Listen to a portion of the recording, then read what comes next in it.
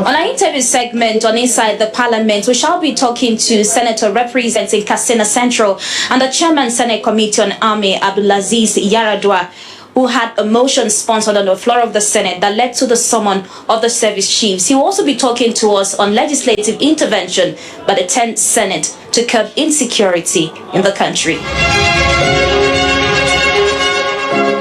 My motion was first to bring more awareness of the need to tackle the security challenges we have in the country. Secondly, I observed that there was need also for more synergy and coordination as a matter of urgency by the security forces, the armed forces, the police, and other security agencies. Yes, they may have the intelligence, they may have the information, but you see, if the coordination is not there, then eventually you find a lot of challenges, and even the operations will not be coordinated properly, and everybody will be doing what he thinks is right.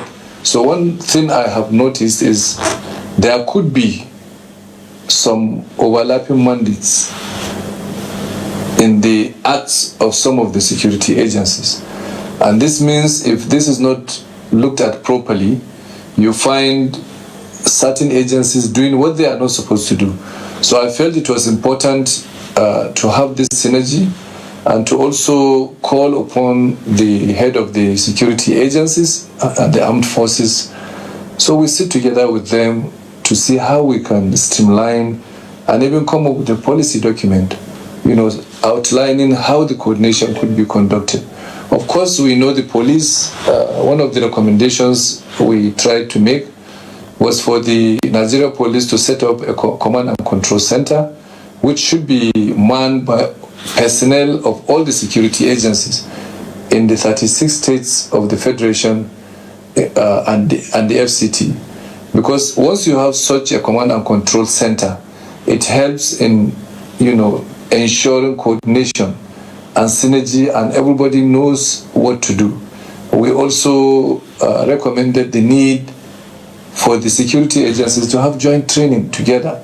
Because once you don't train together, when it comes to real operation, there will be confusion. Who takes the lead? Who is to be behind? Who does what?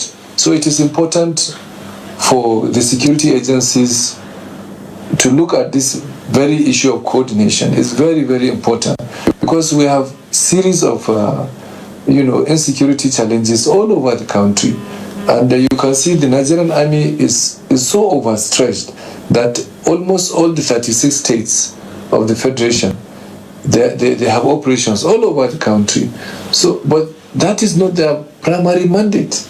You see, it is the mandate of the police to restore law and order in any country. But when you find the armed forces getting so much involved, the armed forces, yes, they are supposed to, come in when the police are overpowered. But it's supposed to be for a short period of time. We've had Boko Haram now for how many years? And the army has fully taken over, fighting, these insurgents, the terrorists. So you can see we're in a full-blown war in this country. So it is important to bring to the fore the issue of security. Nothing happens in a country if there is no relative security. Nothing. You can't have development. You cannot do business. And today the world is a global village. If something happens today in my village, all over the world it will be known. So if you have investors trying to come to my village and they see that there's insecurity in my village, they will change their decision and go to another country. And that is what we don't want. You see, we should talk about the police. Are they really properly equipped, to face this challenge? And secondly, I also want to know, because if you look at the budgetary allocations, security takes almost the largest chunk among other sectors of the economy. So it brings to question, is it allocation that is a problem? What exactly is the issue with security? I can tell you that no money will be enough for security. So if you think they take the largest chunk, I will tell you they don't have anything. Nigeria has a land mass of almost 1 million square kilometers. You know that. About 928,000. we have so much ungoverned spaces that are not fully controlled or covered. So you can see that no amount of money that you spend on security, that is too much. Because you first have to secure your country. In any government, the primary role of any government is to provide the security of lives and property. And to do that, you have to spend so much on security. So I think it is not the issue of even the money, but there are several challenges that have been left unattended to in this country for a very long period of time. And that is what I think this government needs to focus on, while the military and the security agencies are doing their best, to curb the insecurity. It is very important for the government to do the needful by providing the social services that have been neglected for a very long period of time. I think it's not the issue of the money. They don't have enough money. If I tell you how much a tank costs, you'll be shocked. And the bullets and the bombs that you need for the Air Force and the rest of them, they cost a lot of money. We don't produce these things. So it is, in fact, the envelope budget for the security is too small as far as I'm concerned. And we're going to make recommendations and talk, bring this issue to the fore, so that the armed forces of this country should be considered, the government should consider giving them, a certain percentage from the Federation account. I'll give you an example. Okay.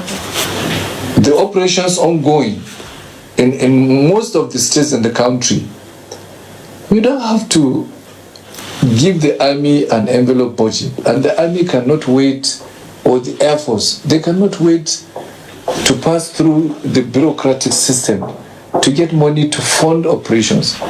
You see, you don't have control over insecurity. As we are talking today, something could happen that will be very, very dead, that will need the attention of the army or the Air Force. So you need to move there. You need logistics, you need the money to do that. If we continue with the envelope budget, right now I'll tell you there are so many operations that cannot be funded because the army is waiting for money. They are waiting for approvals. You don't do that. And these are some of the things we want to ensure that we change in this country, so that our armed forces and the police, have the required logistics and the funds to be able to operate. In fact, they should be allowed to, bring a 2-year budget of the kind of situation that they think could happen. So that if they have a 2-year budget and their money is there, they don't need, at any time, if anything happens, they know what to do. They don't have to wait to go to the Minister of Finance to start begging for funds in order to fund an operation. All right, distinguished. One criticism of the 9th Senate was the issue of not oversighting most ministries and agencies. And now you are the chairman, Committee on Army. How are you going to ensure there is proper supervision of the security sector? In fact, we have just started that. I just prepared a draft legislative agenda, which in collaboration with the Army, we are going to launch it very soon. We are waiting for inputs from other stakeholders, experts, and the Army to make it a full document. It is that document that we are going to use, in collaboration with the Army to ensure that we have timelines for what we need to do to ensure the welfare of the soldiers, the development of the Army, as just like any other contemporary army you can think of.